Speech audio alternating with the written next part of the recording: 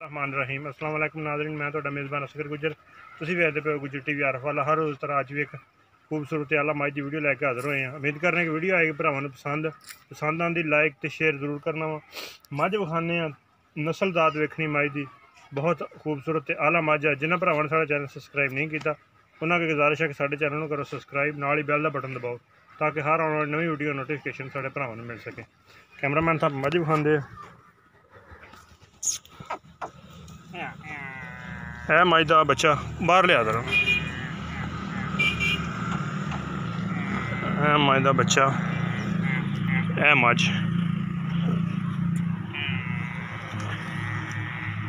Mini मझ रोकता सी इनू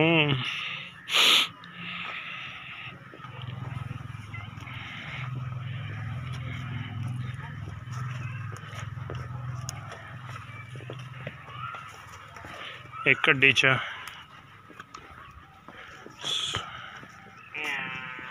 इन अगर रोक मिनी मझ माशाल्लाह एक गड्डी च खूबसूरत थान चंगे चिट्टियां सफेद अखां सिंग मीने हिलदे माशाल्लाह।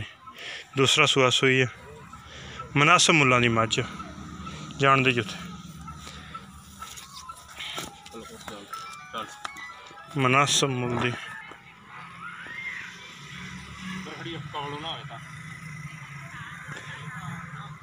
सोहनी है नस्लदात वाली कट्टा मझ दे मगर 15 तो 20 दिन की सूई हुई है।